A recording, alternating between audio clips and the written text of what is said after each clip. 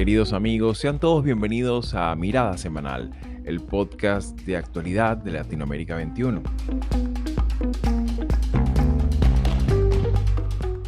Como todos los domingos, analizaremos las principales noticias de la semana con el respaldo intelectual de Marisabel Puertarriera y Manuel Alcántara Sáez.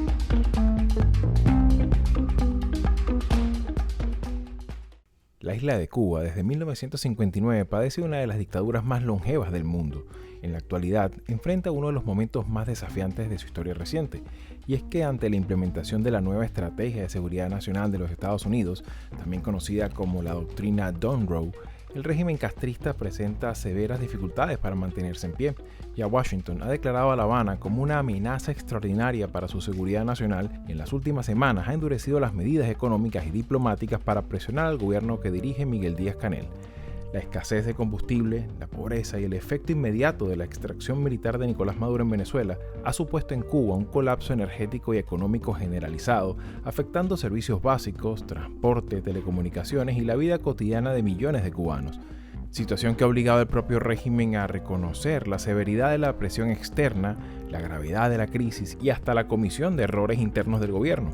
Todo esto ocurre al tiempo que distintos expertos en la región y políticos en Washington, especialmente legisladores republicanos, hablan abiertamente de acelerar el fin de la dictadura. En este sentido, cabría preguntarnos, ¿estamos en el preludio de un cambio de régimen en Cuba? ¿Cuál será el formato de este proceso político y qué precio podría pagar el pueblo cubano por él?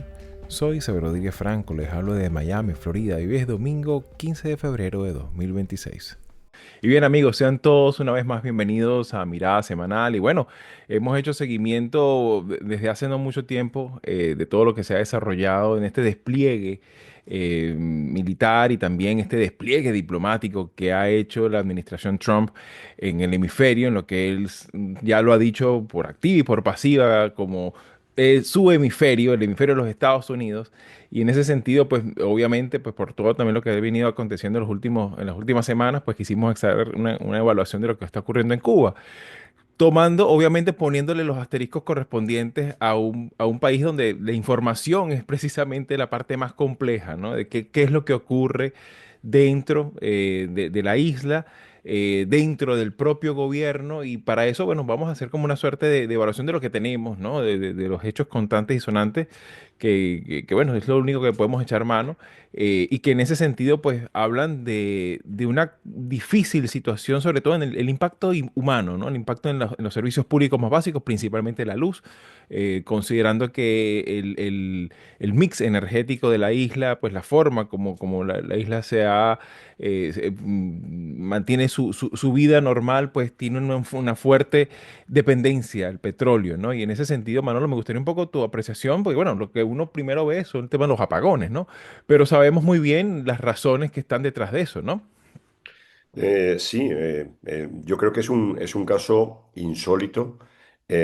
Vamos, me cuesta trabajo encontrar un caso similar para llevar a cabo una comparación de lo que puede ser el absoluto bloqueo de un país.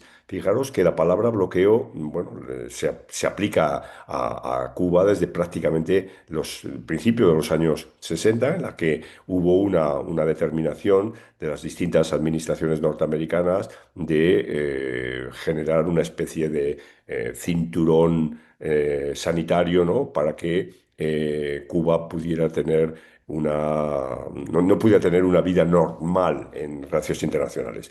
Bien, sabemos perfectamente cómo en los años 60 y delante, Cuba tuvo su vinculación con el mundo socialista y ahí gestó sus redes comerciales, sus redes de intereses, sus redes políticas, etcétera. Esto desapareció con la caída de la Unión Soviética. Tuvo también un periodo duro en la década de de los 90 y bueno, de pronto apareció el milagro venezolano con la fortísima alianza personal, ideológica, etcétera, entre Fidel y Chávez, y esto le volvió a seguir garantizando a Cuba una cierta autonomía en el ámbito de energético, ¿no? Pero claro, esto ahora se ha terminado, ¿no? Se ha terminado en un escenario en el que ya de por sí venían mal jugadas para la isla. Es decir, la economía cubana estaba en bancarrota, estaba en barrena, había entrado en barrena desde, por lo menos, yo diría que desde la pandemia realmente, pero seguía manteniéndose con el turismo. Pensad una cuestión, cuando esa especie de deshielo que coincidió con la visita de Obama a Raúl Castro, bueno, en ese momento Cuba llegó a tener casi 4,6 millones de llegadas, se contabilizaron en el año 2018, ¿no?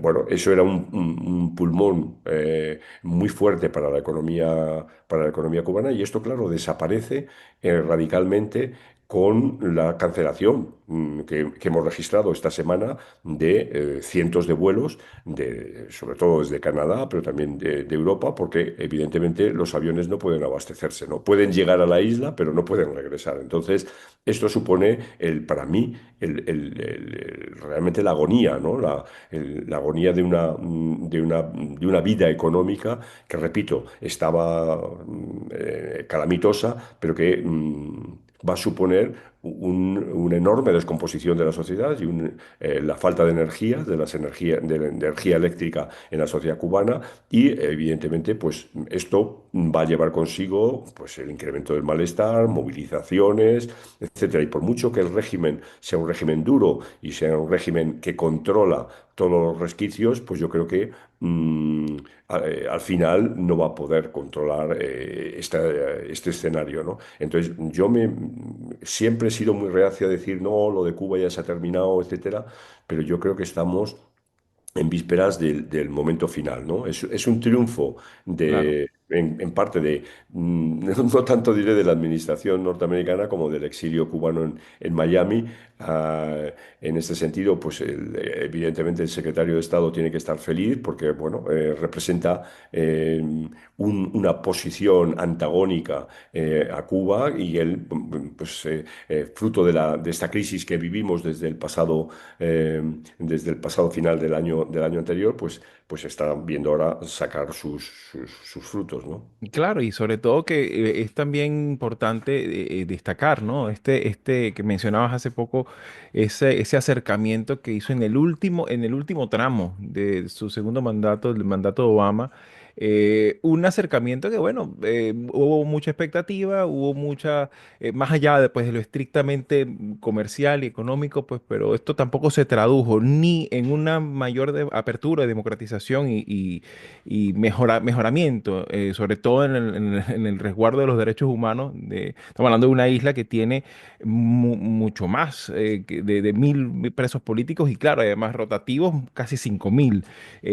Y además de esto, pues tiene el agravante que no se ha traducido tampoco en inversiones en la infraestructura, digamos, de obras públicas, ¿no? Y en ese sentido, Marisabel, me gustaría un poco también tu apreciación, pero bueno, nosotros, tú y yo vivimos en un estado con una demografía importante de este exilio cubano que nos echa cuentos, nos da testimonios, nos comenta desde lo formal y noticioso hasta lo cotidiano de sus propias familias, ¿no? Y en ese sentido, pues, retratan no tan solo un padecimiento sostenido, sino se nota también que ya el desapego de la ciudadanía al poco arraigo que tiene su gobierno, pues es más que notorio, ¿no? ¿No lo ves tú? Bueno, yo sí coincido con Manolo que hay un ambiente que es distinto, porque aquí ya no hay duda sobre qué tan dispuesto está el gobierno de Trump a llegar a los extremos de extraer a un mandatario de facto, en este caso. Yo creo que el régimen cubano tiene claro que no sé si sus días están contados, como decía Rubio hace poco, pero sí que cualquier cosa puede pasar, ya uno no puede descartar ninguna acción. Por ejemplo, hoy hay mucha preocupación porque la Agencia Federal de Aviación cerró el espacio aéreo, cerró perdón, el aeropuerto de San Antonio y algunos analistas de seguridad eh, están preocupados porque esto es algo que se compara de repente con medidas después del 11 de septiembre, hay mucha especulación. Entonces, el asunto es que para el régimen cubano no hay un escenario parecido al de Venezuela, de esta administración negociando con una Delcy Rodríguez en Cuba, porque realmente yo creo que debería quedarnos claro que el fin último de Rubio no es Venezuela. Ese no es la meta es Cuba. Ese es su proyecto de vida. Marco Rubio está aprovechando el poder que tiene para sencillamente acabar con el régimen cubano. Y eso es algo que muchos vamos a aplaudir en el sentido de devolverle la libertad a la gente que está en la isla. Sin embargo, si es un escenario como el que estamos viendo en Venezuela, donde la gente no tiene libertad y lo que hay es un cambio de cara, pero no hay un cambio de régimen, entonces creo que para el pueblo cubano esto va a ser sumamente difícil en las condiciones económicas en las que están. Yo tengo un estudiante que se fue para allá a ver a su mamá porque tenía años sin verla y me dijo, no sé si yo tenga otra oportunidad para verla, ¿no? Hay en la gente una percepción de que algo va a pasar y creo que a diferencia de otras épocas de situación especial, ¿no? Que las ha vivido Cuba con la caída del régimen soviético, con la crisis venezolana, pero aquí estamos hablando de que esto no es un bloqueo, esto no es un embargo, esto es simplemente aislar a Cuba de todo tipo de soporte. Pero esto no es algo que se lo podamos achacar solamente a la administración de Trump. El régimen cubano ha tenido numerosas oportunidades de hacer un buen uso de los recursos que recibió tanto de Venezuela como de otros eh, eh, fondos para construir una economía. Tenemos años escuchando desde Raúl Castro hasta Díaz Canel, tenemos años escuchando de la reforma económica y la renovación económica, pero eso no ha servido para que el pueblo cubano tenga una economía que sea sostenible. Entonces, sí, es cierto, los están aislando, absolutamente, y el propósito es la asfixia del régimen cubano, pero con ello, por supuesto, están también, yo vi imágenes de la gente cómo está haciendo para cocinar y Sí, claro. eso es Es terrible. tremendo, es A tremendo. nivel humanitario es terrible, porque es una gente que ha vivido años sin electricidad, sin agua, sin comida. Sí, sí, claro. Pero también aquí hay un culpable y es el régimen cubano. Ellos Claro, han sin lugar a dudas. procurado esta victimización para ellos hacerse los únicos que controlan la situación. Es Sí, claro. utilizar y revictimizar al pueblo cubano para mantenerse en el poder. Y dadas estas características que describes, pues tan calamitosas, sobre todo para que prácticamente podríamos equiparar a una situación de rehenes, ¿no? O sea, a una situación en la que, bueno, la propia ciudadanía está cautiva, ¿no? Y evidentemente, pues también ni hablemos del padecimiento en regiones como Holguín o Camagüey o cualquier otra región que no sea la capitalina, pues también hay una disparidad tremenda, ¿no? Con respecto a este tipo de, de, de, de ejercicio y administración de los pocos recursos que hay.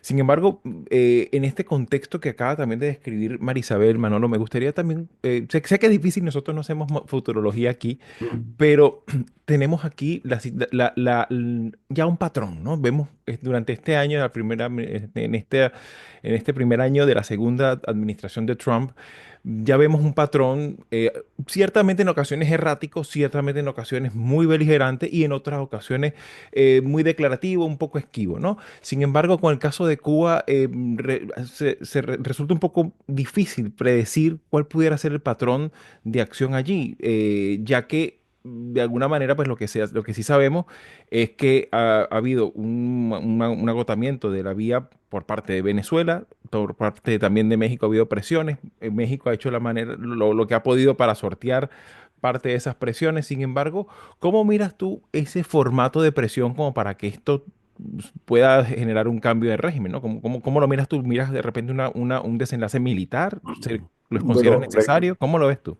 recordad que esto ya lo hemos dicho en otros momentos, un cambio de régimen se produce como consecuencia de, primero, una ruptura en la coalición dominante, segundo, una invasión o tercero, una implosión interna. Eso es lo que sabemos por la literatura, ¿no?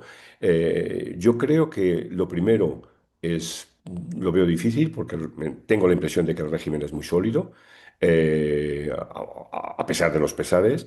La invasión no la creo porque no la hemos visto en Venezuela, que era donde todo el mundo especulaba que podía darse y como muy bien ha dicho Isabel, se produjo la extracción, nada más.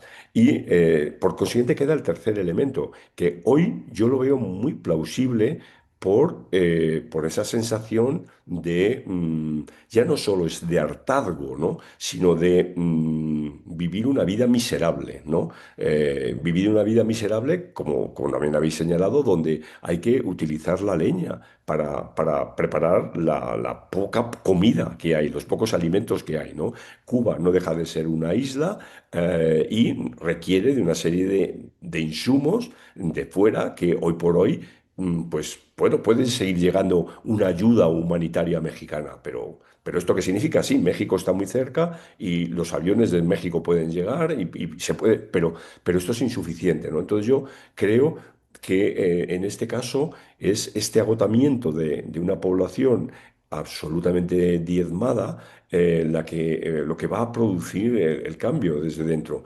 Claro.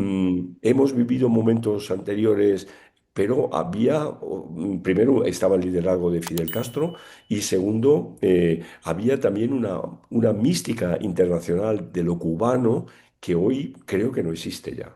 Claro, claro, y por eso que, bueno, en ese sentido vamos a estar muy atentos a lo que se vaya desarrollando en los próximos días, semanas, porque, claro, ciertamente la dinámica es también compleja en términos de información, de qué tan debilitado está o qué tan profundas son esas heridas o esas decisiones dentro de la cúpula del régimen y, por supuesto, pues estaremos muy atentos a lo que se vaya desarrollando. Si llegaste hasta aquí y te interesan estos temas, puedes ayudarnos a seguir haciendo estos vídeos dándole like, compartiendo, comentando y suscribiéndote al canal de YouTube de Latinoamérica 21. Puedes acceder también a todos nuestros episodios entrando en nuestra página web latinoamerica21.com/podcast y en las principales plataformas de audio. Subimos videos nuevos todas las semanas, así que nos veremos en Mirada Semanal muy pronto.